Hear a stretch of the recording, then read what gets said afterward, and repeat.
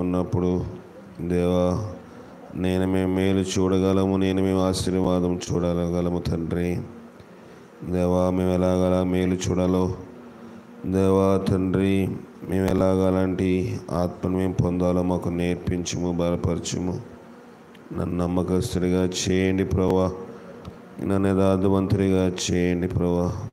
నీతి న్యాయములు జరిగించిన దేవా తండ్రి మాకు నేర్పించుము తండ్రి.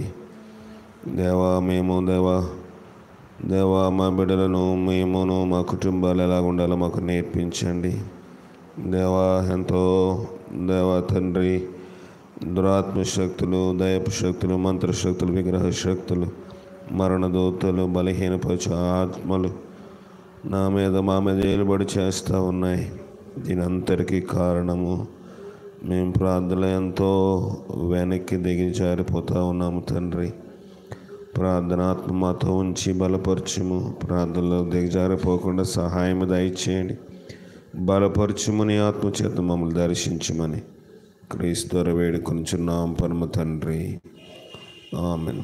వాక్యం వినక ముందు ఒక పాట పాడుకుందాం. యాండ్రూ వచ్చి పాట పాడతాడు.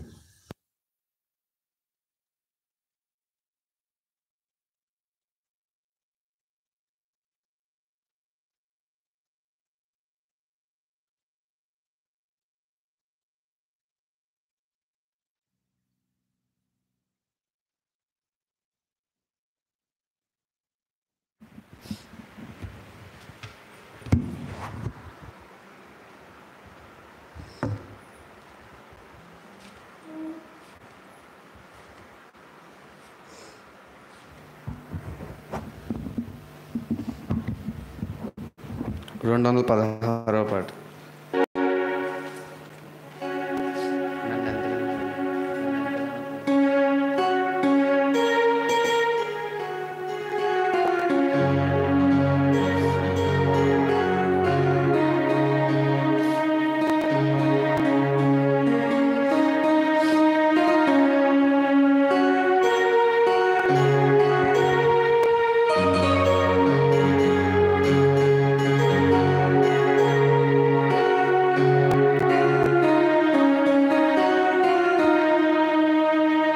నన్నెంతగానో ప్రేమించెను, నన్నెంతగానో కరుణించెను నా యేసుడు. నా పాపము నా శాపము తొలగించెను, నన్ను కరుణించెను, తొలగించెను, నన్ను కరుణించెను.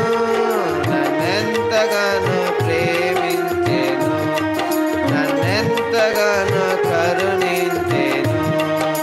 సాతాను బంధాలలో జీవపుడంబాలలో,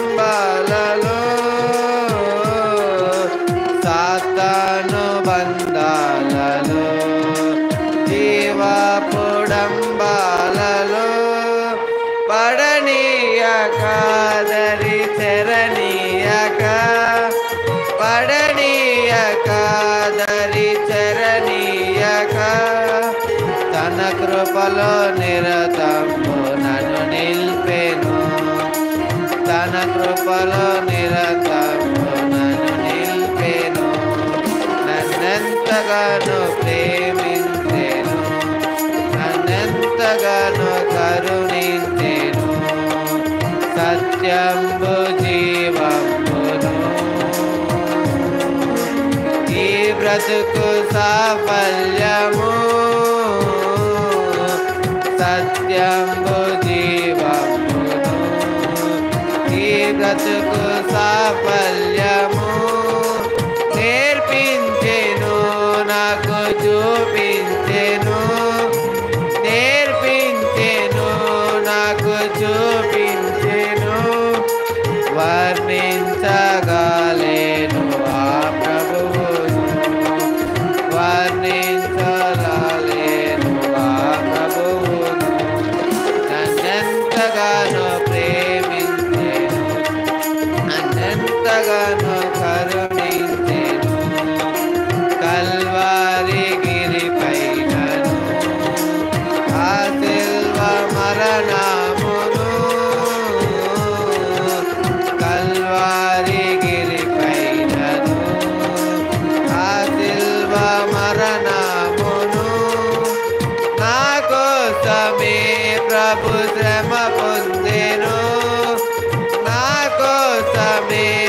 ప్రభు శ్రమ పొందెను, నా పాపములంతటిని క్షమించెను, నా పాపములంతటిని క్షమించెను, నన్నెంతగానో ప్రేమించెను, నన్నెంతగానో కరుణించెను, ఘనమైన ప్రేమకు వెలలేని త్యాగముకు, ఘనమైన ప్రేమకు వెలలేని త్యాగముకు ఏమిత్తును నేనేమిత్తును, ఏమిత్తును నేనేమిత్తును, నన్ను నేను ఆ ప్రభువుకు సమర్పింతును, నన్ను నేను ఆ ప్రభువుకు సమర్పింతును, నన్నెంతగానో ప్రేమించెను, నన్నెంతగానో కరుణించెను, నా యేసుడు నా పాపము నా శాపము తొలగించెను, నన్ను కరుణించెను, తొలగించెను, నన్ను కరుణించెను, నన్నెంతగానో ప్రేమించెను, నన్నెంతగానో కరుణించెను.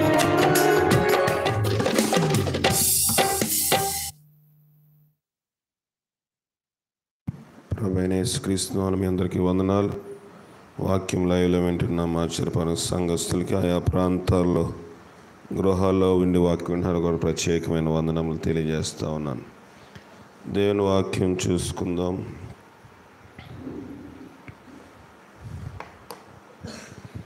దేవుని యొక్క వాక్యం నుంచి యెషయా రాసిన గ్రంథము, యెషయా రాసిన గ్రంథము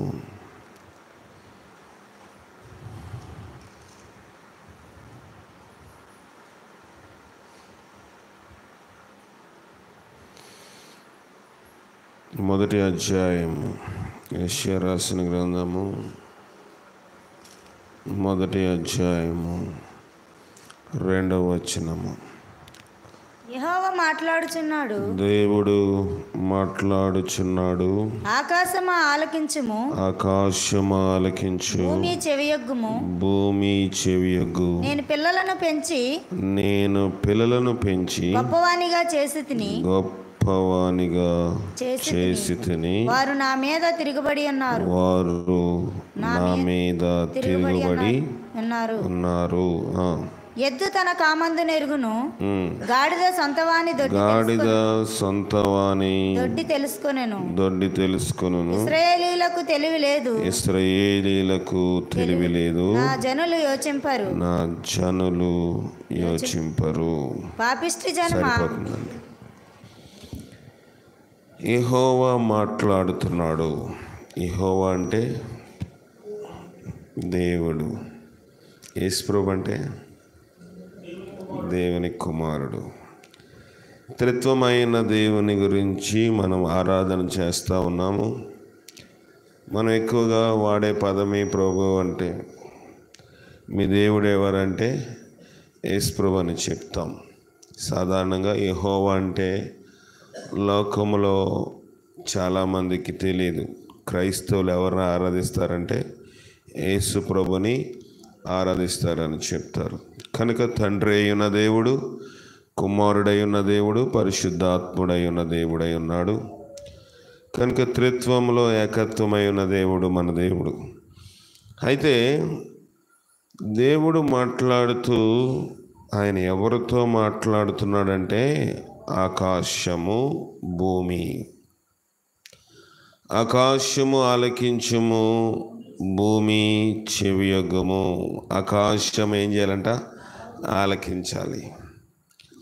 ఆలకించడం అన్నా చెవియొగ్గడం అన్నా ఒకటే కదా? ఒకటే కదా? ఎక్కడి నుంచి ఆలకిస్తాము? చెవులోంచి ఆలకిస్తాము. వినడము, ఆలకించడము ఒకటే.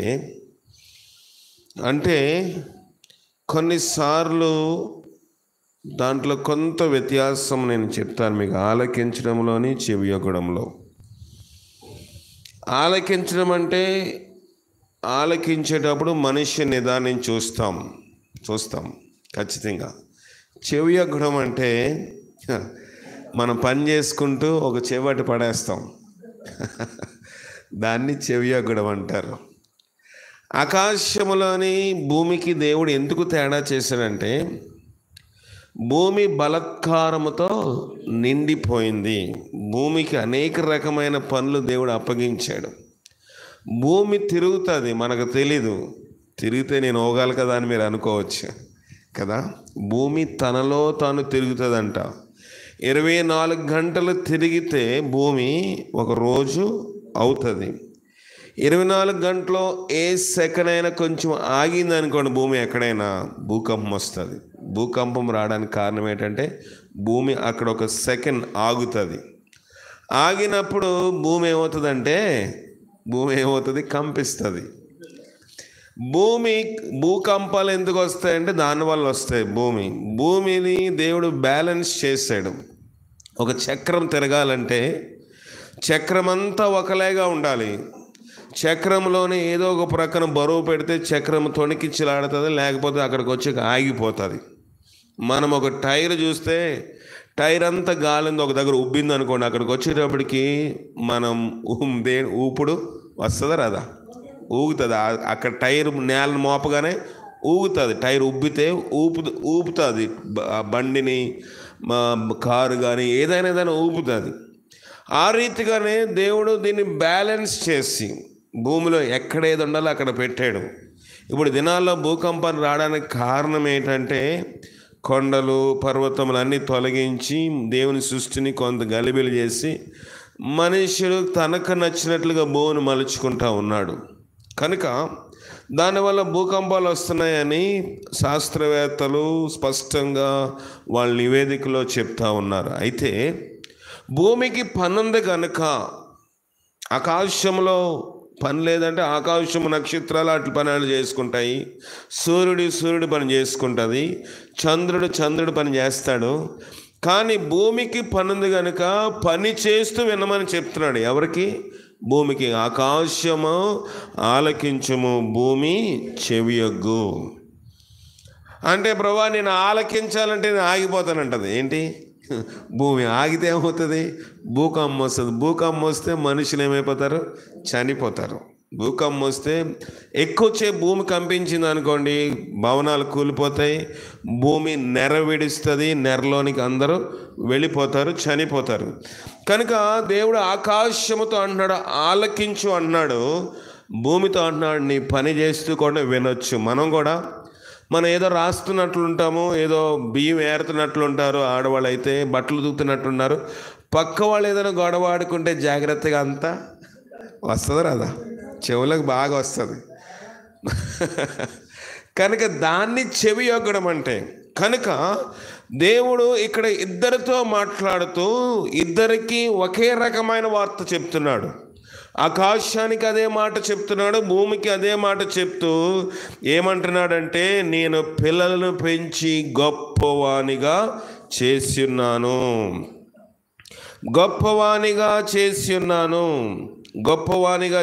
చదవండి ఇంకా కిందకి. ఎద్దు తన కామందును ఎరుగును, గాడిద సంతవాని దొడ్డే తెలుసుకును, ఇశ్రాయేలీయులకు తెలివి లేదు, నా జనులు యోచింపరు. జాగ్రత్తగా వినండి. ఇక్కడ దేవుడు అంటున్నాడు, నేను పిల్లలను పెంచి గొప్పవానిగా చేశాను. పిల్లలు మేము పెంచుతున్నాం కదని మీరు అనుకుంటున్నారు, నేను అనుకుంటున్నాం. నా పిల్లలను ప్రయోజకులుగా చేశానండి. నా కుమారుడు, కుమార్తె, లేకపోతే నా యొక్క బిడ్డలు నా వల్ల ప్రయోజకులయ్యారు, చదివించాను. పుట్టినరోజు అయితే బట్టలు కొంటున్నాం, కేక్ వస్తున్నాము, లేకపోతే ఏమైనా బయటికి వెళ్తానంటే పాకెట్ మనీ ఇస్తున్నాం మనం అనుకుంటున్నాం. కానీ అవన్నీ చేయడానికి, నీవు డబ్బులు ఇవ్వడానికి దేవునికి ఏం చేశాడు? ఆరోగ్యం ఇచ్చాడు. ఆరోగ్యం ద్వారాగా నువ్వు సంపాదిస్తున్నావు. సంపాదించిన డబ్బు మళ్ళీ హాస్పిటల్ పాలవకుండా ఉండడానికి దేవుడు మళ్ళీ నీకు ఆరోగ్యము ఇచ్చాడు. కనుక నువ్వు కష్టార్జితము చేసిన జీతమును, కష్టార్జితము చేసిన కూలి పనిని, కష్టార్జితం చేసిన వ్యాపారము, కష్టార్జితము చేసిన వ్యవసాయము, దాని అంతటిని లాభసాధకంగా చేసేవాడు ఎవరు? దేవుడు. ఎందుకంటే మనం అనుకున్న పిల్లలు నా బిడ్డ, నా కుమార్తె, నా కుమారుడు. కానీ ప్రభు అంటున్నాడు, నరులను తన పోలిక చొప్పున తన స్వరూపమందు నరులను దేవుడు చేశాడు. మన పోలికలే ఉంటాయి, కానీ మన అందరం ఎవరి పోలికంట? దేవుని పోలికలో ఉన్నాము కనుక దేవుడు మనను తన స్వరూపమందు తన పోలికలో కలుగు చేశాడు. బాగా ఉంది. ఇప్పుడు చేసినంత మాత్రాన దేవుడు మనకు అప్పగించేసి ఆయన మౌనంగా ఉన్నాడంటే ఆయన ఏం చేశాడంట? పిల్లల్ని పెంచాడు. తర్వాత ఏం చేశాడంట?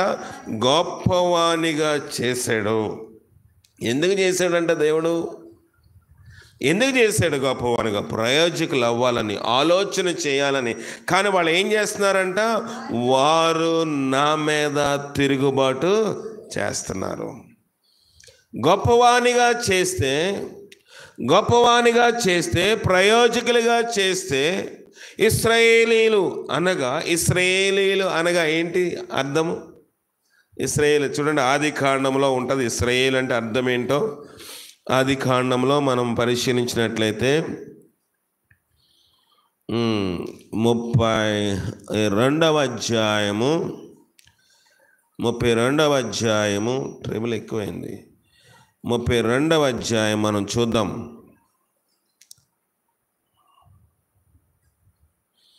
28వ వచనము. అప్పుడు ఆయన, నీవు దేవునితోనూ మనుషులతోనూ పోరాడి గెలిచితివి గనుక ఇక మీదట నీ పేరు ఇశ్రాయేలే, యాకోబు అనబడదని చెప్పిన. ఇశ్రాయేలు అనగా దేవునితో పోరాడువాడు. అక్కడ 2 అనే అంకె వేస్తారు ఇశ్రాయేలు మీద. అవునా కదా? ఇశ్రాయేలు మీద 2 అని అంకేసి కిందన ఫుట్ నోట్లోని దేవునితో పోరాడువాడు, దేవునితోటి పోరాటము చేయవాడు. కనుక ఇక్కడ మనం గమనించినట్లయితే, ఇక్కడ మనం పరిశీలన చేసినట్లయితే, ఇక్కడ మనము దాన్ని తర్కించి చూసినట్లయితే ఇశ్రాయేలు అనగా దేవునితో పోరాడాలి, కానీ తిరుగుబాటు చేయకూడదు. దేవునితో పోరాడితే దేవుడేమి దాన్ని కాదనడు. యాకోబు తెల్లవారులు దేవునితో పోరాడాడు, దేవుణ్ణి గెలుచుకున్నాడు, మనుషులను కూడా గెలుచుకున్నవాడు యాకోబు. దేవునితోనూ మనుషులతోనూ నువ్వు పోరాడి గెలిచితివి కనుక ఇక మీద నీ పేరు ఇశ్రాయేలు. ఇప్పుడు ఇశ్రాయేలు ఎలాగున్నారంట? ఇశ్రాయేలు తెలివి లేదు, నా జనులు యోచింపరు. నేను పిల్లలను పెంచి గొప్పవానిగా చేశాను. దేవునికి ఆరోగ్యం ఇచ్చాడంటే నువ్వు తిరుగుబాటు చేస్తావనా? దేవునికి అందం ఇచ్చాడంటే తిరుగుబాటు చేస్తావనా? దేవునికి సమయం ఇచ్చాడంటే నువ్వు తిరుగుబాటు చేస్తావనా? దేవునికి ఔన్నత్యము, ఆరోగ్యము, సంపద ఏమైనా కానివ్వండి, దేవుణ్ణి ఇంటిలోని ఒక కార్యము చేశాడంటే దాన్ని బట్టి దేవుని స్తుతించాలి. పిల్లలను పెంచాడు, ఏం చేశాడంట? గొప్పవానిగా చేశాడు. నువ్వు అనుకుంటున్నావు, లేకపోతే నేను అనుకోవచ్చు, నేను నా దయ వల్ల నేను కష్టపడుతున్నాను గనుక, నేను శ్రమ పడుతున్నాను గనుక, నేను సంపాదిస్తున్నాను గనుక, నాకు కొన్ని తెలివితేటలు ఉన్నాయి గనుక నా కుటుంబాన్ని నేను పోషిస్తున్నానని. కానీ ఆ పోషించడానికి నాకు తెలివితేటలు ఇచ్చినవాడు దేవుడు. కనుక ఎందుకు దేవుడు నాకు తెలివితేటలు ఇచ్చాడంటే, దేవుడు నాకు ఎందుకు ఆరోగ్యం ఇచ్చాడంటే, దేవుడు నా సంపాదన ఎందుకు ఆశీర్వదిస్తున్నాడంటే నా తర్వాత నా బిడ్డలో ఆశీర్వాదంలోకి వెళ్ళాలి. ఎందుకు నా బిడ్డల ఆశీర్వాదంలోకి వెళ్ళాలంటే ఆయన తన స్వరూపమందు తన పోలిక చొప్పున నరులను కలుగజేశాడు. రెండవది, దేవుడు నోవాహుకు ఒక వాగ్దానం చేశాడు, మీరు ఫలించి అభివృద్ధి పొంది ఈ వీరంతా భూమంతా నిండండి, నింపండి అని చెప్పాడు. కనుక విస్తరించండి అని చెప్పాడు.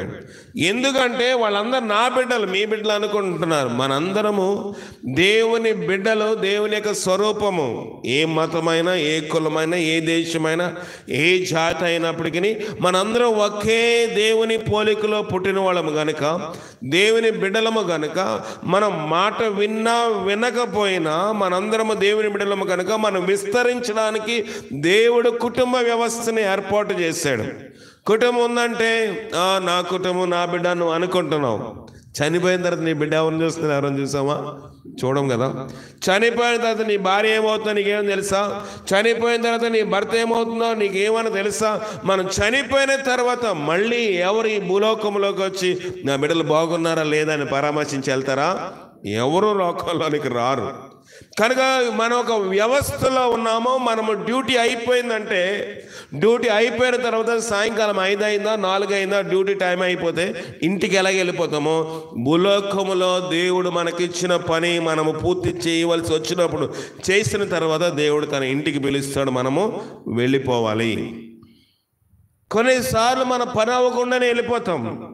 కొన్నిసార్లు ఉద్యోగంలో కూడా ఉద్యోగం చేసినాడు మనం సరిగా కంపెనీలో, ఫ్యాక్టరీలోని లేకపోతే కూల్లో పని చేయట్లేదు అనుకో, మధ్యలోనే పంపించేస్తారు కదా. పంపిస్తారా? కోత సరిగ్గా కొట్టదు అనుకోండి, ఎందుకమ్మా నీ ఏదో మధ్యాహ్నం వరకు చేస్తావు కదా, డబ్బులు తీసుకుని ఇంటికి వెళ్ళిపో అని చెప్తారు. కంపెనీలో కూడా సరిగ్గా ఉద్యోగం చేయకపోతే ఐడెంటిటీ కార్డులు అన్నీ తీసుకొని బాబు నువ్వు ఇంటికి వెళ్ళిపోవచ్చు అని చెప్తారు. ఎందుకంటే వాళ్ళని ఏ పని కోసము ఆ కంపెనీ పెట్టుకుందో, ఏ పని కోసము ఆ వ్యవసాయదారుడు కూలికి పెట్టుకున్నాడో, ఏ పని కోసము మనము పని కోసం వెళ్ళామో ఆ పని సరిగా నిర్వర్తించకపోతే మనకి పని అవ్వకుండానే మన యజమానుడు, మన వ్యవసాయకుడు, లేకపోతే మన కూలికి పెట్టుకున్నవాడో, మనకి వ్యాపారం చేస్తున్నాడో ఇంటికి పంపించేస్తారు. లోకములో కూడా ప్రతి మనుష్యునికి ఒక పని చేత, ఒక కారణము చేత దేవుడు సృష్టించాడు. అది చర్చిలో కానివ్వండి, ఇంట్లో కానివ్వండి, సమాజంలో కానివ్వండి, ప్రతి వ్యక్తికి దేవుడి భూలోకంలో ఒక బాధ్యతను పెట్టాడు. ఆ బాధ్యత నిర్వర్తించడానికి దేవుడు పెట్టి ఏం చేశాడంట? పెంచాడంట, మనల్ని పోషించాడంట, గొప్పవానిగా చేశాడు. తర్వాత మనుషులు ఏమైపోయారంట? వారు నా మీద తిరుగుబాటు చేస్తూ ఉన్నారు. దేవుడు మనం ఒక బాధ్యత పెడితే దేవుని సన్నిధిలో ఉండవలసిన మనము తిరుగుబాటు చేస్తూ ఉన్నాము కనుక కింద అంటున్నాడు, ఎద్దు తన కామందు ఎరుగును, గాడిద సొంతవాని దొడ్డి తెలుసుకొనును. ఇశ్రాయేలీలకు తెలివి లేదు, నా జనులు యోచింపరు. పాపిష్టి జనమా, దోషభరితమైన ప్రజలారా, దుష్ట సంతానమా, చెరుపు చేయు పిల్లరా, మీకు శ్రమ. ఏం చేస్తుందంట? ఎద్దు తన కామందు అంటే తన యొక్క యజమాన్ని తెలుసుకుంటుంది, గాడిద సొంతవాని దొడ్డే తెలుసుకుంటుంది. మనుషులకి, ఇశ్రాయేలుకి తెలివి లేదంట. ఇశ్రాయేలుకి తెలివి లేదంట అంటే మనుషులు చూడండి, పశువుల కన్నా దేవుడు అంటున్నాడు ఇక్కడ, పశువు యొక్క జ్ఞానముతో మనుషుని యొక్క జ్ఞానం పోలుస్తూ ఉన్నాడు. మొట్టమొదటిగా అన్నాడు, ఎద్దు తన యజమాన్ని తెలుసుకుంటుంది, నిజముగా తెలుసుకుంటుంది. మన ఇంట్లో మనందరికి అర్థం వల్ల అందరి ఇంట్లో ఇంచుమించుగా కోళ్ళు ఉంటాయి కదా. కోళ్ళు ఉన్నప్పుడు సాయంకాలం పక్కింట్లోకి వెళ్ళి అణుగుతాయా, మన ఇంట్లోకి వచ్చి అణుగుతాయా? మన ఇంటికి వస్తాయి కదా. పక్కింట్లోకి వెళ్తే వాళ్ళకి బిర్యానీ అనుకోండి, మన ఇంట్లోనే అణుగుతుంది. అంటే దానికి ఏమైనా బుర్ర ఉందా? ఎంత ఉంటుంది? ఎంత ఉంటుంది. దాని తలకాయ ఎంత ఉంటుంది? ఇంతే ఉంటుంది. కానీ సాయంకాలం అయ్యేసరికి పొద్దు పోతా ఉన్నప్పుడు, చీకటి పడుతూ ఉన్నప్పుడు దానికి ఏం చేస్తుంటే, ఇది నన్ను రోజు వీడు కప్పెడుతున్నాడు, నాకు గింజలు వేస్తున్నది, అన్నం పెడతా ఉన్నది కనుక రోజు నేను ఇక్కడే పడుకోవాలి అనుకుని సాయంకాలం అయ్యేటప్పటికి దాని గూటిలోకి అది వచ్చి అక్కడ ఉంటుంది. మనం కప్పెట్టే వరకు అక్కడే ఉంటుంది. కప్పెట్టిన తర్వాత అందులో అది సంతోషంగా పడుకుంటుంది. అలాగే ఒక లోకం ఇక్కడైతే కొంతమంది గేదెలు అడ్డు, ఆవులు, మనుషులు మనం వెనకాతలను తోలుకుని వెళ్తారు. కానీ కొన్ని ప్రాంతాలు అలా చేయరు. అక్కడే వదిలిపెట్టేస్తారు. ఎక్కడ? ఇంటి దగ్గరే దానికి ఉన్న మెడలో ఉన్న తాడుని తీసేసి వదిలేస్తే అది ఎక్కడెక్కడో మేసి వచ్చి సాయంకాలం అయ్యేటప్పుడు మళ్ళీ ఇంటికి జాగ్రత్తగా వచ్చేస్తుంది. ఎద్దు తన యజమాన్ని తెలుసుకుంటుందంట. ఎద్దు తన యజమాన్ని తెలుసుకుంటుందంటే ఎలాగ తెలుసుకుంటుందంటే దేవుడు దానికి కొంచెము జ్ఞానం, ఆలోచించే జ్ఞానం ఇచ్చాడు. అది తన యజమాని యొక్క స్వరం విన్నప్పుడు. మేము బాల్యకాలంలో ఉన్నప్పుడు గేదెలు ఎక్కువ ఉండేవి, మీలో కొంతమందికి తెలుసు. అయితే ఒక పెయ్యిని, ఒక పెద్దదాన్ని అమ్మేశాను.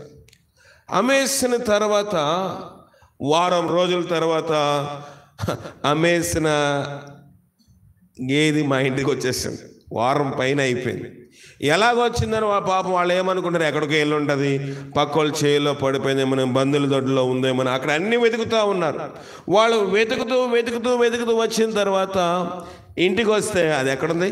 మా ఇంటికి వచ్చేసింది. అంటే అంతకాలము తండ్రి దాన్ని పోషించారు కనుక, ఆ ఇంట్లో అది పెరిగింది కనుక, ఆ ఇంటి యొక్క భోజనం తిన్నది కనుక, ఒక గేదె, ఒక బర్రె, లేకపోతే ఒక పశువు అమ్మివేసినప్పటికీ వారం రోజుల తర్వాత కూడా చాలా దూరంలో దాన్ని అమ్మివేసినప్పటికీ నడుచుకుంటూ తన యజమాని ఇంటికి వచ్చేసింది. యజమాని మారిపోయాడు కొనటం వల్ల.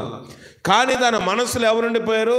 తన బాల్యకాలం నుంచి ఎక్కడ పెరిగిందో, ఆ గేదె ఎక్కడ పెరిగిందో, ఆ పశువు ఎక్కడ పెరిగిందో, ఆ బర్రె ఎక్కడ పెరిగిందో దాని యజమాని గృహము కదా వచ్చేసింది. కానీ ఇశ్రాయేలుకి ఏం లేదంట, తెలివి లేదు. నా జనులు యోచింపరు. ఇశ్రాయేలుకి తెలివి లేదు. గాడిద సొంత వాని దొడ్డి తెలుసుకుంటుంది, వేరే వాడి దొడ్లోకి ఏ పశువులు వెళ్ళవు, ఏ కోళ్ళు వెళ్ళవు. మనం చిలకలు పెంచినా, పక్షులు పెంచినా వాటిని వదిలిపెడితే సాయంకాలంకి మళ్ళీ ఆ గూటుకు వచ్చేస్తున్నాయి. దానికి ఏమైనా రోడ్డు ఉందా? ఆకాశంలో ఎరిగేవాడు రోడ్డు ఏమైనా ఉంటుందా? రోడ్డు ఉండదు. మనకైతే రోడ్డు తెలుసు. మనమైతే రోడ్డు తప్పిపోతాం. మనమైతే వెళ్ళిన దారిలో మళ్ళీ తిరిగి రాలేము. కానీ ప్రభు అంటున్నాడు, నా ఇశ్రాయేలు, నా జనాంగమును నేను పెంచి గొప్పవానిగా చేశాను, కానీ వారు నా మీద తిరుగుబాటు చేస్తున్నారు. నేనే యజమానుడను, నేను తండ్రిని, నేనే నిర్మాణకుడను, నేనే శిల్పినై ఉన్నాను, నా పోలిక చొప్పున చేశాను. ఎలాగ ఇశ్రాయేలు తిరుగుబాటు చేశారంటే, ఇశ్రాయేలును దేవుడు విడుదల చేశాడు. దేవుడు ఆకాశము నుండి దేవదూతల ఆహారమైన ఏమిచ్చాడు చెప్పండి? మన్నానిచ్చాడు. మన్నానిస్తే భుజించారా? భుజించారు. మళ్ళీ తెల్లారు అన్నం లేకపోతే సణుక్కున్నారు, తిరుగుబాటు చేస్తూ ఉన్నారు. మాకు ఐగుప్తులోనే బాగుంది, ఐగుప్తు యొక్క ఆశీర్వాదమే బాగుంది, ఐగుప్తు యొక్క డబ్బే బాగుంది, ఐగుప్తు యొక్క ఇదే బాగుంది. కొన్నిసార్లు మనము తిరుగుబాటు చేస్తూ ఉంటాము. ఎవరి మీద? దేవుని మీద. కొన్నిసార్లు దేవుని యొక్క సేవకుమే తిరుగుబాటు చేస్తాం, కొన్నిసార్లు దేవుని సంఘమే తిరుగుబాటు చేస్తాము. నాకులాంటి ఒక ఆయన ప్రార్థన చేస్తున్నాడు. జాగ్రత్తగా వినండి. ఏం చేస్తున్నాడు? ప్రార్థన చేస్తూ ఉన్నాడు. ప్రార్థన చేస్తూ అన్నాడంట, ప్రభా నాకు ఈ లోకంలో ఏ పాస్టర్ నచ్చలేదు అన్నాడంట. ఏమన్నాడు? నాకు ఏ పాస్టర్ నచ్చలేదు ప్రభా అంటే దేవదూత కిందకు వచ్చి ఏమయ్యా, నాకు మంచి పాస్టర్ కావాలని ప్రార్థన చేస్తున్నావు, ఈ లోకంలో ఎవరు నీకు నచ్చలేదా? ఎవరు నాకు నచ్చలేదండి. మరి ఎవరు కావాలి నీకు? నాకు ఒక పరిపూర్ణమైన మంచి పాస్టర్ గారు నాకు కావాలి. పాస్టర్ అంటే సంఘ కాపర్. నాకు మంచి కాపర్ కావాలి. సరే, అయితే ఈ భూలోకంలో ఎవరు నీకు పని చేయలేదు అబ్బో అనుకున్నాడు. ఎవరు? దేవదూత. ఈయనకి ఎవరు నచ్చలేదంట. సరే, చనిపోయిన భక్తులు అనేక మంది బైబిల్లో ఉన్నారు, వాళ్ళు ఎవరినైనా నీకు పాస్టర్గా తీసుకురావాలా అని అడిగితే, సరే చెప్పు, ఎవరిని తీసుకొస్తావో చెప్పు అన్నాడు. ఎవరు? ఈ పెద్ద ఆయన అన్నాడు, ఏ పాస్టర్ని తీసుకొస్తావో చెప్పు అన్నాడు. ఆయన అన్నాడు, ఆదాముని తీసుకొస్తా అన్నాడు. ఎవరు? దేవదూత. ఆ వ్యక్తితో అన్నాడు, ఆదాము గారిని తీసుకొస్తారు, ఆయన నీకు పాస్టర్గా ఉంటే బాగుంటుందంటే, ఆదాము నాకు సెట్ అవడు, భార్య మాటిని పండు తినేశాడు, భార్య మాట విని ఆడింగోడు నాకు పాస్టరేట్ అన్నాడంట. ఏమన్నాడు? భార్య మాట విని పండు తిన్నవాడు నాకు పాసండి వద్దని చెప్పాడంట. సరే నోవాహుని తీసుకొస్తానని చెప్పాడంట. ఎవరు? దేవదూత నోవాహు గారిని తీసుకొస్తాను. నోవాహు ఆ తరం వారిలో నిందారహితుడుగాను నీతిమంతుడిగా ఉన్నాడు కనుక నోవాహును సాక్షాత్తు నేను ఏం చేస్తాను, నీకు పాదిరిగా, పాస్టర్గా, సేవకుడిగా, దైవజనుడిగా తీసుకొస్తానంటే అతను అన్నాడు, నోవాహు నాకు పని చేయడయా. నోవాహు నాకు ఎందుకు పని చేయడంటే, నోవాహు దేవుడు ఆశ్రయిస్తే తాగేసి బట్టలు ఇప్పుకుని పడుకున్నాడు, నాకు బట్టలు ఇప్పేసుకుని నాకు పాస్టర్ ఏంటి, నాకు వద్దని చెప్పాడంట ఈ పెద్ద మనిషి. తర్వాత ప్రభు అన్నాడంట, అబ్రహాముని తీసుకొస్తానైతే. దేవదూత అన్నాడు, సరే నోవాహు సెట్ అవ్వలేదు కదా, ఇప్పుడు అబ్రహాముని తీసుకొస్తాను. అబ్రహాము ఎవరంట? విశ్వాసులకు తండ్రి కదా, మంచి విశ్వాసము గలవాడు కదంటే. అబ్రహాం అన్ని విషయాలు బాగున్నాడు, కానీ హాగరుతోటి ఎవరికి? అబ్రహాముకి సమస్య ఉంది. అలాంటి వివాదాలు నాకు భార్య పాస్టర్గా వద్దని చెప్పాడంట. తర్వాత సర్లే ఆడు కుమారుడు అన్నాడు కదా, ఇస్సాకు అయితే ఎలాంటి ప్రాబ్లమ్స్ లేవు. ఇస్సాకు బాగానే భక్తి చేశాడు, ఇస్సాకు మంచి ప్రార్థన చేశాడు, ఇస్సాకు బాగానే పెళ్లి రోజు కూడా ఏకాంత ప్రార్థన చేశాడు కదా, కనుక పెళ్లి కూతురుని చూసుకోకుండానే వివాహం చేసుకున్నాడు. ఎవరు? ఇస్సాకు. అంత పరిపూర్ణమైన వాడు నీకు పాస్టర్గా తీసుకొస్తానంటే అతను అన్నాడంట, ఇస్సాకు అన్ని విషయాల్లో బాగానే ఉన్నాడు, కానీ ఎవడు ముందు తీసుకొస్తే ఆడు తినేసి ఆశీర్వదించాడు. అలాగే నేను ఒకవేళ లేట్ అయితే అలాంటి వాడు నాకు పాస్టర్గా ఉంటే, ఎవడైనా ముందు తీసుకొచ్చి డబ్బులు ఇచ్చి ప్రార్థన చేసుకుంటే ఆడిని ఆశీర్వదిస్తాడు, అలాంటి వాడు నాకు పాస్టర్గా వద్దని చెప్పాడంట. సరే దేవదూత తడుముకుంటా ఉంది. తర్వాత యాకోబు పేరు ప్రస్తావించింది దేవదూత. యాకోబు నీకు పాదిరిగా, పాస్టర్గా, సంఘ కాపరిగా తీసుకొస్తానని చెప్తే, యాకోబు నాకు పాస్టర్ అండి అన్నగారిని మోసం చేశాడు, ఇంకెవరిని మోసం చేశాడు? సొంత తండ్రిని కూడా మోసం చేశాడు, మోసగాడు నాకు పాస్టర్గా వద్దని చెప్పాడంట. సరే ఇప్పుడు 6 లక్షల మంది, 60 లక్షల మంది, అనేక మంది, లక్షల మంది జనాంగములను నడిపించాడు. ఎవరు? మోషే అంటే మంచి కాపర్ లేడు. మోషే నా ఇల్లంతటిలోని నమ్మకమైన వాడని దేవుడు చెప్పాడు కదా. మోషే గారిని పాస్టర్గా తీసుకురామంటామంటే, మోషే నాకొద్దు, కోపం వస్తే చంపేస్తాడు.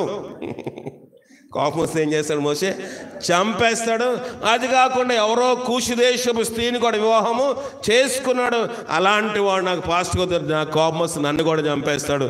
మోషే అలాంటి వాడు నాకు పాస్టర్గా వద్దని చెప్పేసాడంట. తర్వాత దేవదూత అతను మళ్ళీ అడుగుతా ఉంది, అయ్యా నీకు సమూయేలు ఉన్నాడు కదా, బాల్యకాలంలోనే పాలు విడిచిన వెంటనే తల్లి ఏం చేసింది? దేవాలయంలోని అతన్ని పెట్టింది. దేవాలయంలో అతను మంచి బోధ చేశాడు. సమూయేలు ఏం చేశాడంటే, ఏలీకే దేవుని దర్శనములు చెప్పినవాడు, అతన్ని పాస్టర్గా పెడతానంటే అతను అన్నాడంట, సమూయేలు మంచి భక్తి చేశాడు, కానీ బిడ్డలను మంచి భక్తిలోని పెంచలేదు, కనుక బిడ్డలను సరిగా పెంచడం నాకు పాస్టర్ నాకు వద్దు అని చెప్పాడంట. తర్వాత అన్నాడు దేవుని సేవకుడు, దేవుని దూత, నీకు దావీదును పాస్టర్గా తీసుకొస్తాను. దావీదును పాస్టర్గా తీసుకొస్తానంటే దావీదు మంచివాడే, దావీదు నా హృదయానుసారుడు, నా చిత్తానుసారుడు అని చెప్పింది వాక్యం బాగానే ఉంది. అనేక మంది ఇది చేశాడు, కానీ అతనికి కొంచెం ప్రాబ్లం ఉంది. బయట అప్పుడప్పుడు అటు ఇటు చూసి కళ్ళు జరుపుకొని ఆ పక్కింటోడి భార్య తీసుకుని వచ్చి ఇష్టానుసారంగా జీవించాడు. అలాంటి వాడు నాకు పాస్టర్గా వద్దు. ఎవరయ్యా నీకు పాస్టర్ కాదు? సరే యెషయా. ఇప్పుడు ఎక్కడికి వచ్చాడు? ప్రవక్త యెషయా నీకు పాస్టర్గా ఉంటే బాగుంటుంది కదా. యెషయా గొప్ప ప్రవక్త, పెద్ద ప్రవక్తలు, మంచి ప్రవక్త, ప్రభు యొక్క రాకడ గురించి చెప్పినవాడు. యెషయా నీకు ప్రవక్తగా ఉంటే బాగుంటుందని ఆ దేవదూత పెద్ద మనిషితో అంటే అతను అంటున్నాడు, యెషయా మంచి ప్రవక్తే, కానీ యెషయా తనంతలో తానే అన్నాడు, నేను అపిత్రమైన పెదవులు గలవాడుని అన్నాడు. అలాంటి అపిత్రమైన పెదవులు నాకు పాస్టర్ ఏంటి, నాకు యెషయా వద్దు అని చెప్పేసాడంట. సరే ఇప్పుడు ఎవరున్నాడు? యెహెజ్కేలు దగ్గరికి వచ్చేసాడు. ఎవరు? దేవదూత. యెహెజ్కేలు నీకు పాస్టర్గా ఉంటే బాగుంటుంది కదా. యెహెజ్కేలు మంచి సేవ చేశాడు కదా. అంటే మంచి సేవ చేశాడయ్యా. యెహెజ్కేలు గురించి నేనేం తప్పట్ను, కానీ ఆడ అత్తమాటికి శవాల దగ్గరికి వెళ్తాడు. ఎవరు? యెహెజ్కేలు. సరేసం ఇంటికి వెళ్ళకుండా స్నానం చేయకుండా మా ఇంటికి వచ్చేస్తాడు, మాకు మైలు ఎక్కువ, కనుక యెహెజ్కేలు మాకు పాస్టర్గా కదా. మాకేంటుందంట, మాకు మైలండి, శవాల దగ్గరికి వెళ్ళి తిన్నగా మా ఇంటికి వచ్చేస్తాడు. అలాంటి వాడు ఒక పాస్టర్ అయితే మాకు ఏదో కీడు జరిగింది అనుకోండి, మేము అన్నీ తట్టుకోలేము. ఏస్కేల్కి ఏదో భక్తి ఉంది కనుక శవాల కుట్లోకి వెళ్ళి ప్రార్థన చేశాడు, వస్తాడు. ఆడు నాకు పాస్టర్ వద్దు బాబు అని చెప్పి దండం పెట్టాడంట. కనుక ఎవరిని అడిగినా సరే ఈ యొక్క దేవదూతకి ఏదో వంక చెప్తున్నాడు ఈ యొక్క పెద్ద మనిషి, నాకు ఎవరో పాస్టర్ కావద్దు. సరే, ఇప్పుడు యోనాని తీసుకొద్దాము. యోనా ప్రసంగం చేస్తే నినివే పట్టణస్తులు అందరూ మారిపోయారు కదా. యోనా నాకు పాస్టర్ ఏంటండి, దేవుంట్లోంచి పారిపోయాడు నాకు పాస్టర్ ఏంటండి, నాకు యోనా పాస్టర్గా వద్దండి. మరి ఎవరు కావాలి? సరే, దానియేలు ఉన్నాడు కదా. దానియేలు సింహం గుహలో ఉన్నాడు కదా. సింహం గుహలోని ఎన్నో కష్టాలు పడ్డాడు కదా, ఇబ్బందులు పడ్డాడు కదా. దానియేలులోని ఏ తప్పు నేరము రాజు కూడా కనుక్కోలేకపోయాడు కదా. మరి అతను పాస్టర్గా ఉంటే బాగుంటుంది కదా అంటే, అయ్యా నాకు పెళ్ళి అయిందండి, దానియేలుకి పెళ్ళి అవ్వలేదు. పెళ్ళి అవ్వనాడికి నా సమస్య ఏం తెలుస్తుందండి, దానియేలు నాకు పాస్టర్గా వద్దండి. సరే, ఎవరు అడిగినా కాదన్నాడు. ఇప్పుడు పేతురు దగ్గరికి వచ్చేసాడు, కొత్త నిబంధనలోకి వచ్చేసాడు. ఎవరు? దేవదూత. కొత్త నిబంధనలోకి వచ్చి దేవదూత అడుగుతూ ఉంది, పేతురు దేవునికి ప్రథమ శిష్యుడు కదా, మరి పేతురు నీకు పాస్టర్గా పెడతానంటే బొంకేడండి అతను. ఆడు పాస్టర్, బొంకేవాడు పాస్టర్ అండి, నాకు వద్దని చెప్పాడండి. తర్వాత పేతురు తర్వాత ఇంకెవరు? యాకోబు యోహాను శిష్యులు ఉన్నారు కదా, దేవునికి ప్రియమైన శిష్యులు కదా. వాళ్ళు నీకు పాస్టర్గా పెడితే బాగుంటుందా అని అడిగాడంటే ఎవరు? దేవదూత. వాళ్ళ పాస్టర్ ఏంటండి, వాళ్ళు నాకు పాస్టర్ అంటే వాళ్ళు ఉరిమెడి వారని బైబిల్లో ఉంది. ఉరిమెడి వారంటే కోపం ఎక్కువ ఉన్నాడు పాస్టర్ ఏంటండి, నాకు పాస్టర్గా వద్దని చెప్పాడంట. తర్వాత ఎక్కడికి వచ్చేసాడు? తోమా దగ్గరికి వచ్చేసాడు. తోమా దగ్గరికి వచ్చి, తోమా భారతదేశం వచ్చాడు, సేవ చేశాడు, అక్కడికి వెళ్ళాడు, ఇక్కడికి వెళ్ళాడు, కేరళలో సంఘాలు కట్టాడు, హతసాక్షి అయిపోయాడు. తోమా మంచి భక్తి చేశాడు కదా. అంటే తోమా మంచి భక్తి పరుడే కానీ అతడు అపనమ్మకస్తుడు, నమ్మకం లేడు, అనుమానాలుడండి. ఎవరు? తోమా అనుమానాలు. నాకు పాస్టర్ ఏంటి, అతడు నాకు పాస్టర్గా వద్దు. సరే, అయితే ఇదంతా బాగానే ఉంది. కానీ ఇప్పుడు తిమోతి ఉన్నాడు కదా. తిమోతి మంచి ప్రార్థన చేశాడు, పౌలుకి మంచి సహకారిగా ఉన్నాడు, అనేకమైన సంఘాలకు ఉత్తరాలు రాశాడు కదా. తిమోతి నీకు పాస్టర్గా ఇస్తానంటే, తిమోతి మంచి పాస్టరే కానీ కడుపులో జబ్బుంటే ద్రాక్ష రసము తాగమన్నాడు. ఎవరు? తిమోతి. కడుపులో జబ్బు ఉంటే నీళ్ళు మాత్రమే కాక ద్రాక్షారసము కూడా తాగమని బోధించిన వాడు తిమోతి. కనుక ఇతనేంటండి, మనం ప్రార్థన చేస్తుంటే ఏదైనా జబ్బు వస్తే ప్రార్థన చేస్తానని చెప్పాలి కానీ మందులు వాడమన్నాడు కనుక అతడు పాస్టర్గా నాకు ఉండడానికి పని చేయడు. సరే, పౌలు ఉన్నాడు కదా, ఎన్నో సంఘాలు కట్టాడు, అనేక మందిని ఇది చేశాడు, అది చేశాడు కదా, ఎన్నో ఉత్తరాలు రాశాడు. ఇప్పుడు నవీన సంఘములు అన్ని పౌలు యొక్క పత్రికల మీద ఆధారపడ్డాయి కదంటే, పౌలే అన్నీ ఉన్నప్పటికీ సాతాను అతను పక్కనే ఉందంట అండి. సాతాను పౌలు పక్కనే ఉందని అతనే చెప్తా ఉన్నాడు. మళ్ళీ పౌలుకి కంటి వ్యాధి ఉంది. అలాంటి వాడు, సరిగా చూడలేని వాడు నాకు పాస్టర్ అండి, ఎవరో నాకు పాస్టర్ వద్దు. ఎవరైనా ఎంచుకోగలిగాడా? భూలోకములో ఒక కాపరి ఇంకా చూస్తే, ఒక దైవజనుడు ఇంకా చూస్తే, మనుష్యులు కాబట్టి ఏదో ఒక బలహీనత లోటు ఉంటుంది. అది చూస్తే ఎప్పటికీ మనం భక్తి చేయలేము. ప్రారంభం ఆది కాండం ఆదాము దగ్గర నుంచి పౌలు వరకు అందరి పేర్లు చెప్పిన అందరిలోని ఈ వ్యక్తి వాళ్ళ యొక్క ఏం చూశాడు? బలహీనతలు, వాళ్ళ లోటులు, వాళ్ళ యొక్క పరిస్థితులే చూశాడు. కానీ వాళ్ళు దేవుని కోసం ఎలాగ వాడబడతా ఉన్నారు, దేవుని పరిచర్లో వాళ్ళు ఎలాగ త్యాగం చేశారు, ఎలాగ సింహం గుహలో దానియేలు ఉన్నాడు, యెషయా ఎలాగ అపిత్రమైన పెదవులు కాని చెప్పి తను నిప్పు తీసుకుని వచ్చి నాలుకకి తగిలినప్పుడు అతను యొక్క నాలుక ఎలాగ శుద్ధి అయింది. ఇది ఏమీ ప్రక్రియ చూడలేదు, వారి బలహీనతలే చూశాడు. ప్రియమైన దేవుని సంగమా, నేను కానీ నువ్వు కానీ లైవ్లో వింటున్నా ఎవరైనా కానివ్వండి, మనిషిని యొక్క బలహీనతలు చూసినంత కాలము మన భక్తి వద్దిల్లదు. మనం భక్తిలో పైకి రాలేము. మనుషుల యొక్క బలహీనతల మీద మన కేంద్రీకరణ అంతా. అయ్యో అతను ఏం చేస్తున్నాడు, ఈమెం ఈమెం చేస్తుంది, అతను మనకు పెద్ద చెప్పేవాడా? నిన్నటి మంటలో సిగరెట్లు తాగాడు కదా, నిన్నటి మంటలో తాగాడు కదా, నిన్నటి మంటలో వ్యభిచారం చేశాడు కదా, నిన్నటి మంటలో మోసం చేశాడు కదా, ఇప్పుడు పెద్ద ఏదో గొప్ప కబుర్లు చెప్తున్నాడని మనం అనుకుంటాము. కానీ వాళ్ళ త్యాగమును, దేవుడు వారిని వాడుకుంటున్న విధానము, దేవుడు వారిని చేస్తున్న అద్భుతములు, ఆశ్చర్య విషయములే మనం లక్ష్య పెట్టలేము. ఎవరు బైబిల్లో ఉన్న ఎవరు కూడా అతనికి కాపరిగా ఉండడానికి ఇష్టం లేకుండా పోయాడు. ఎవరు ఆ వ్యక్తి? ఎలీషాని గురించి మాట్లాడుతూ ఉన్నాడు దేవదూత. ఎలీషా గురించి మాట్లాడితే ఎలీషా 2 ఆత్మ ఏలియా దగ్గర నుంచి సంపాదించుకున్నాడు కదా. మరి ఎందుకు ఎలీషా వద్దండి? ఎలీషా ఏం చేశాడు చెప్పండి? ఎలీషా ఏం చేశాడు? అతని యవనస్తులు బోడివాడా ఎక్కిపోమని అన్నప్పుడు దేవుని నామమును బట్టి వాడిని శపిస్తే ఆడు ఎలుగుబంట్లు వచ్చి యవనస్తులందరినీ ఏం చేసి చీల్చేసి. కనుక ప్రతి ఒక్కరిని బైబిల్లో ఎవరిని చూపించినా, బైబిల్లో ఏ భక్తుడిని చూసినా, ఆరంభము ఆది కాండము ఆదాము మొదలుకొని ప్రకటన గ్రంథం యోహాను వరకు చూసినా, లేకపోతే పౌలుని చూసినా, ఎవరిని చూసినా ఏదో ఒక బలహీనత మనకి కనిపిస్తుంది. దేవుడు ఎందుకు రాయించాడంటే వారు బలహీనులుగా ఒకప్పుడు ఉన్నారు, ఒకప్పుడు వాళ్ళు బలహీనులే, ఒకప్పుడు లోకంలో తొట్టిల్లిపోయిన వారే, ఒకప్పుడు లోకంలో ఇష్టానుసారంగా జీవించిన వారే. కానీ వారు మార్చుకొని, వారి బ్రతుకును మార్చుకొని, వారి జీవితంలో త్యాగము చేసి, వారి యొక్క జీవనోపాధులను వదిలిపెట్టేసి అనేక శ్రమలు పడి సేవ చేశారు. ఆ భక్తి ప్రతిఫలము చూసి వారు లేక నడుచుకోనని భక్తుల యొక్క మాదిరిని మన ముందు పెట్టాడు. లోకంలో నువ్వు ఏ సంఘానికైనా వెళ్ళొచ్చు, లోకంలో నువ్వే ఏ సహవాసమునైనా ఉండొచ్చు, లోకంలో ఏ మందిరానికైనా, ఏ దేవాలయమైనా, ఏ యొక్క పాదిరి దగ్గరికైనా, పాస్టర్ దగ్గరికైనా, దైవజనుడి దగ్గరికి వెళ్ళొచ్చు. కానీ వారి త్యాగ ఫలము చూసినప్పుడే నీ భక్తి వర్ధిల్లుతుంది. ఆ వారి యొక్క శ్రమను చూసినప్పుడు నీ భక్తి వర్ధిల్లుతుంది. వారి యొక్క లోటులు, వారి యొక్క బలహీనతలు, వారి పూర్వస్థితి నువ్వు గమనించినట్లయితే నీ భక్తి ఎన్నడకు వర్ధిల్లదు.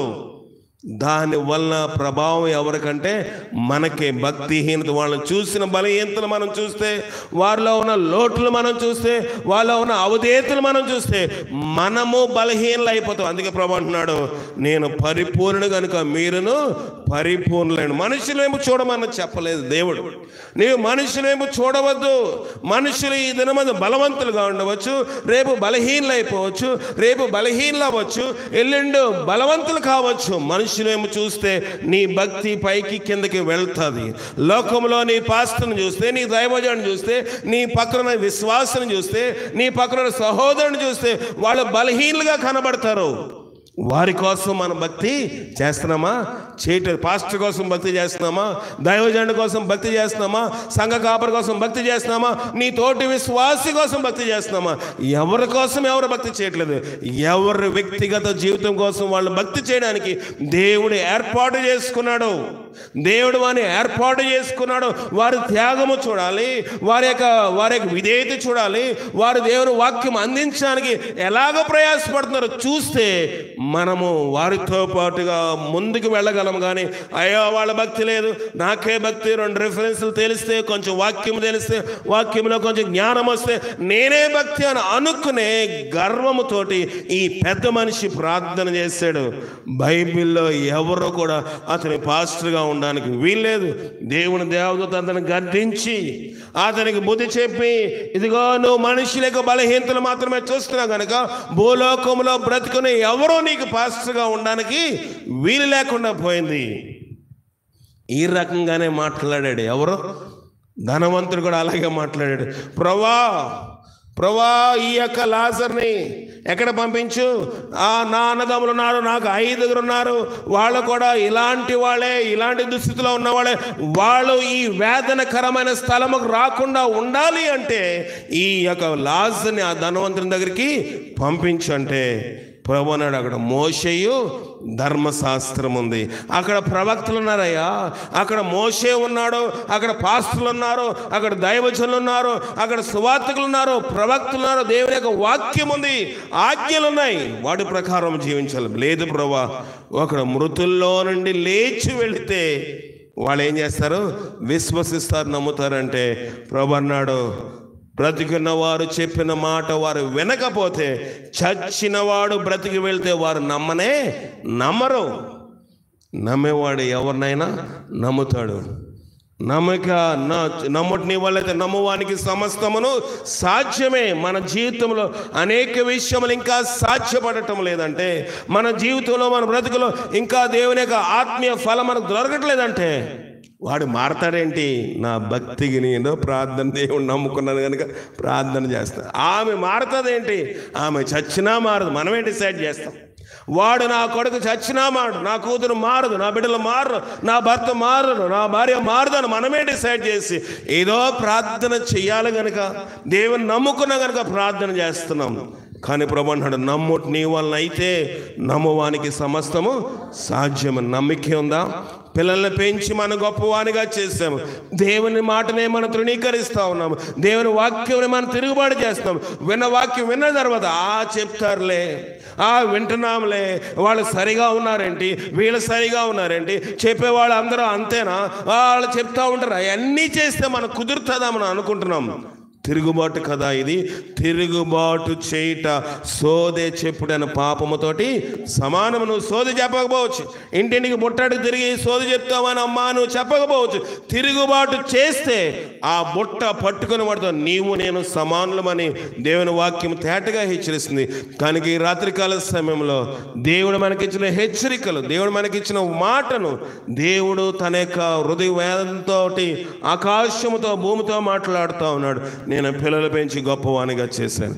తిరుగుబాటు చేస్తూ ఉన్నారు కనుక వాళ్ళు యోచించలేకపోతూ ఉన్నారు. కనుక వారు యోచించాలని ఆయన బాధను, ఆయన కష్టమును, ఆయన వేదను వెళ్ళగొక్కుతా ఉన్నాడు.